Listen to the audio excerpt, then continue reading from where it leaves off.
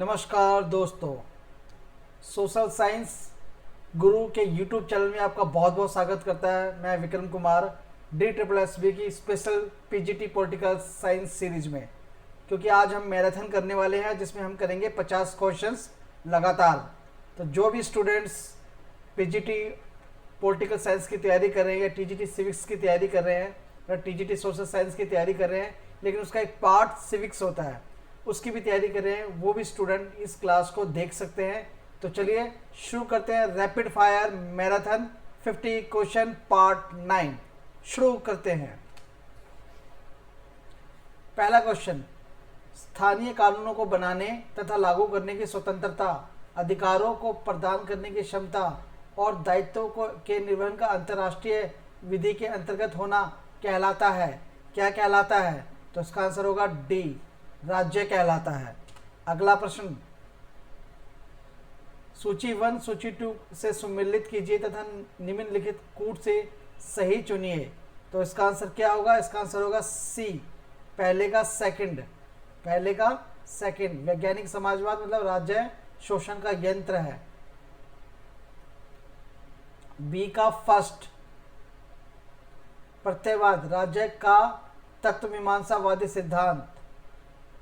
सी का फोर्थ, अराजकतावाद राज्य अनावश्यक और अवांछनीय दोनों है।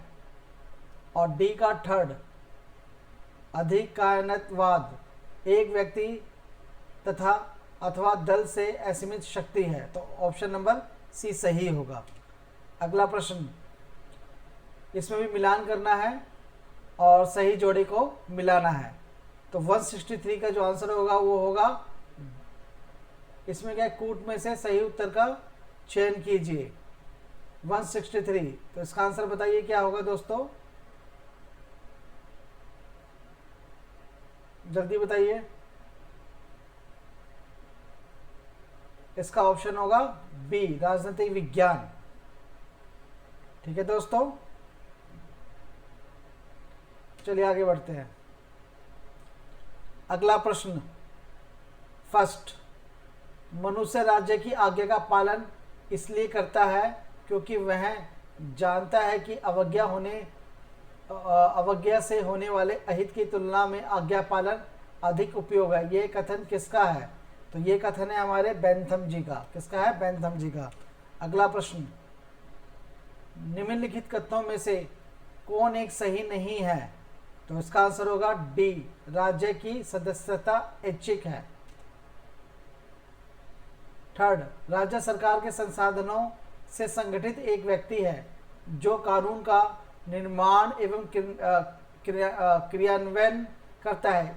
किसके द्वारा कहा गया? तो थर्ड का आंसर है सी, डाइसी के द्वारा कहा गया। अगला प्रश्न, राज्य सिर्फ समुदाय ही नहीं वरन यह सर्वोच्च समुदाय भी है। यह कथन किसका है? तो यह कथन है अरस्तु जी का। अगला प्रश्न, आधुनिक राज्य के विकास के लिए कौन सा तत्व उत्तरदायी है?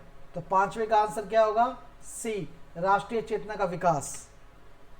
अगला प्रश्न, निम्नलिखित में से किसने राज्य के जीवधारी सिद्धांत का प्रतिपादन किया? तो छठे का क्या आंसर होगा? आंसर होगा ए, हर्बर्ट स्पेंसर। अगला प्रश्न, यह किसने कहा कि आधुनिक राज्य का मुख्य पक्ष उसकी भूमि, शारीरिक हिंसा का संसाधनों पर एकाधिकार तथा उसकी वैधानिकता है? यह किसने कहा? तो इसका आंसर होगा बी, वेबर जी ने ये कहा था। अगला प्रश्न, निम्न में से कौन सा कथन सही है? तो इसका आंसर होगा बी, राज्य एक स्वाभाविक एवं आवश्यक संस्था है। अगला प्रश्न, यह सत्य है कि जहां अभिभूत करने वाली शक्ति नहीं होती वहां राज्य नहीं होता, परंतु शक्ति के क्रियान्वयन से ही राज्य का निर्माण नहीं होता, अन्यथा दस्यु पोत और विद्रोहकारी सेना भी राज्य बन जाएगी। यह कथन किसका है? तो ये कथन है आपका रॉबर्ट मैकाइवर का। अगला प्रश्न, निम्नलिखित राजनीतिक दार्शनिकों के सही ऐतिहासिक क्रम को पहचानिए।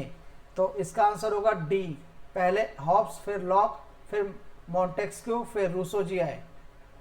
अगला प्रश्न, किसने राजनीतिक शास्त्र के अध्ययन में ज्यामिति, भौतिकी और मनोविज्ञान की मदद ली? तो इसका आंसर होगा ए, हॉब्स ने। अगला प्रश्न, राजनीति के बिना इतिहास निष्फल है, इतिहास के बिना राजनीति निर्मूल है, यह कथन निम्नलिखित में से किसका है? तो इसका आंसर होगा बी, सिले जी का। अगला प्रश्न, किसने कहा इतिहास का राजनीति विज्ञान के बिना फल नहीं अथवा राजनीति विज्ञान का इतिहास के बिना जड़ नहीं? यह कथन किसने कहा था? तो यह कथन कहा था सिले जी ने। अगला प्रश्न, इतिहास के बिना नागरिक शास्त्र जड़ विहीन है और नागरिक शास्त्र के बिना इतिहास फल विहीन है, यह कथन किसका है? तो यह कथन है हमारे सिले जी का। अगला प्रश्न, राज्य की उत्पत्ति के संबंध में ऐतिहासिक सिद्धांत प्रतिपादित किया गया था, किसके द्वारा? तो इसका आंसर होगा ए, हेनरी मैन द्वारा। अगला प्रश्न, जॉन लॉक और रूसो के सामाजिक संविदा सिद्धांत के संबंध में क्या सही है? तो इसका आंसर होगा डी, सभी। लॉक का समझौता पूर्णतः स्वतंत्र समझौता है, जबकि रूसो की संविदा आबद्ध संविदा है। लॉक संविदाओं को नगण्य शक्तियां प्रदान करता है, जबकि रूसो की संविदा में व्यक्ति का समुदाय में पूर्ण समर्पण हो जाता है। लॉक की संविदा में व्यक्तियों के अधिकार सुरक्षित हो जाते हैं, जबकि रूसो की संविदा में व्यक्ति के अधिकार का अवसान हो जाता है। तो प्रयोग सभी सही है। अगला प्रश्न, सेबाइन कहता है कि अंग्रेजी भाषा भाषी जातियों ने जितने भी राजनीतिक दर्शनों को जन्म दिया उनमें डैश कदाचित महानतम है। तो 17वें का आंसर होगा ए, हॉब्स। अगला प्रश्न, हॉब्स के अनुसार प्राकृतिक अवस्था में मानवीय जीवन क्या है? तो आंसर होगा बी, एकाकी किंतु शांतिपूर्ण। अगला प्रश्न, हॉब्स के अनुसार प्रकृति का राज्य इसका युग था। तो इसका आंसर होगा बी, निरंतर संघर्ष। अगला प्रश्न, इनमें से किससे लॉक के विचारों को प्रेरणा प्राप्त हुई? तो इसका आंसर होगा डी, 1688 की स्वर्णिम क्रांति। अगला प्रश्न, सामान्य इच्छा के प्रति वास्तविक आपत्ति यह है कि जहां तक यह इच्छा है सामान्य नहीं है तथा जहां तक यह सामान्य है यह इच्छा नहीं है, यह किसने कहा? तो यह कहा था हमारे हॉब्स हाउस ने। अगला प्रश्न, प्राकृतिक अधिकारों का सिद्धांत एक भाग है। तो यह है डी, सामाजिक समझौता का सिद्धांत। अगला प्रश्न, इनमें से कौन राज्य की उत्पत्ति के सामाजिक अनुबंध सिद्धांत से नहीं जुड़ा है? तो उसका आंसर है डी, जे.एस. मिल। बाकी सभी जुड़े हुए हैं। अगला प्रश्न,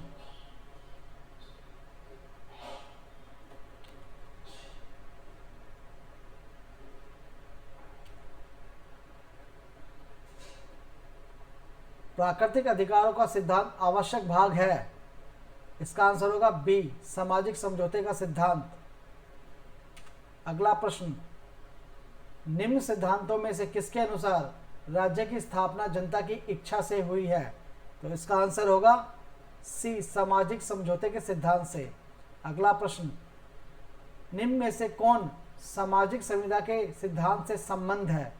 तो 26 का आंसर होगा बी, जॉन लॉक। अगला प्रश्न, निम्न में से किस विचारक ने सामाजिक समझौते के सिद्धांत की आलोचना नहीं की है? तो इसका आंसर होगा बी, राइट ने। अगला प्रश्न, सामाजिक संविदा के सिद्धांत के अनुसार क्या सही है? तो इसका आंसर होगा बी, राज्य एक मानवकृत संस्था है। अगला प्रश्न, सामाजिक अनुबंध सिद्धांत पर आधारित है। तो इसका आंसर होगा सी, व्यक्तिवाद। अगला प्रश्न, निम्नलिखित में से कौन आत्मरक्षा के अधिकार को व्यक्ति का प्राकृतिक अधिकार मानता है? तो इसका आंसर होगा सी, हॉब्स। अगला प्रश्न, हॉब्स व्यक्ति को संप्रभु की अवज्ञा करने का अधिकार देता है। इनमें से आंसर होगा ए, आत्मरक्षा के लिए। अगला प्रश्न, किसने कहा कि प्राकृतिक अवस्था में युद्ध था और हर व्यक्ति सब लोगों के विरुद्ध युद्ध था। तो इसका आंसर होगा सी, हॉब्स। अगला प्रश्न, लॉक के अनुसार लोगों ने समझौता इसलिए किया था ताकि उनके अधिकारों की रक्षा हो सके। Option number A. अगला प्रश्न, हॉब्स के सामाजिक समझौते में लोगों ने लेवियाथन को क्या कहा? लेवियाथन। तो इसका आंसर होगा सी, लगभग सभी अधिकार सौंप दिए गए। अगला प्रश्न, प्रत्येक व्यक्ति सबके हाथों में अपने को समर्पित करते हुए किसी भी हाथों में अपने को समर्पित नहीं करता, यह कथन किसका है? तो ये कथन है हमारे रूसो जी का। अगला प्रश्न, सामाजिक संविदा का सिद्धांत मुख्य रूप से यह कार्य करने का प्रयत्न करता है, क्या करता है? तो इसका आंसर होगा बी, राजनीतिक बाध्यता के आधार पर व्याख्या करना। तो ऑप्शन बी सही होगा। अगला प्रश्न, सामाजिक समझौते के सिद्धांत के साथ संप्रभु राज्य की अवधारणा को किसने संयुक्त किया? तो इसका आंसर होगा बी, हॉब्स ने। अगला प्रश्न, निम्न वक्तव्यों में से कौन सा वक्तव्य राज्य की उत्पत्ति के विषय में मार्क्सवादी सिद्धांत को स्पष्ट करता है? तो इसका आंसर होगा सी, राज्य की उत्पत्ति उत्पादन के शोषण परक संबंधों के रक्षार्थ हुई। अगला प्रश्न, वर्तमान समय में राज्य की उत्पत्ति का कौन सा सिद्धांत सबसे अधिक मान्य है? तो इसका आंसर होगा ए, ऐतिहासिक। अगला प्रश्न, राज्य की उत्पत्ति के सिद्धांत ने राज्य को एक क्रमिक विकास का परिणाम माना है। तो इसका आंसर होगा डी, ऐतिहासिक अथवा विकासवादी सिद्धांत का परिणाम माना है। अगला प्रश्न, राज्य की उत्पत्ति के नीचे दिए गए किस सिद्धांत को सर्वोत्तम माना गया है? तो इसका आंसर होगा सी, विकासवादी सिद्धांत को सर्वोत्तम माना गया है। अगला प्रश्न, राज्य की उत्पत्ति के संबंध में कौन सा सिद्धांत सर्वमान्य है? तो आंसर होगा सी, विकासवादी सिद्धांत सर्वमान्य है। अगला प्रश्न, राज्य की उत्पत्ति का सबसे सही सिद्धांत है? तो इसका आंसर होगा डी, विकासवादी सिद्धांत। अगला प्रश्न,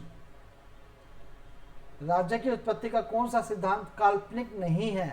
तो आंसर होगा सी, ऐतिहासिक सिद्धांत।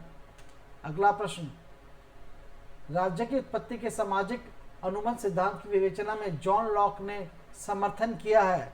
तो जॉन लॉक ने समर्थन किया है सीमित राजतंत्र की अवधारणा को। अगला प्रश्न, लॉक ने सामाजिक समझौते के सिद्धांत का उपयोग किया है। 46 का आंसर होगा सी, उदार लोकतांत्रिक राज्य को न्याय संगत ठहराने के लिए। अगला प्रश्न, राज्य की उत्पत्ति के संबंध में मनु ने कौन सा सिद्धांत स्वीकार किया है?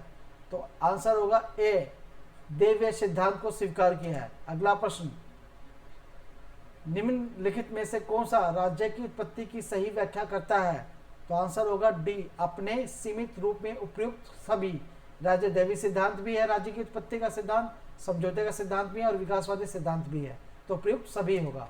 अगला प्रश्न, निम्नलिखित में से कौन सा सिद्धांत राज्य की उत्पत्ति की सही व्याख्या करता है? तो आंसर होगा डी, अपने सीमित रूप में उपयुक्त सभी।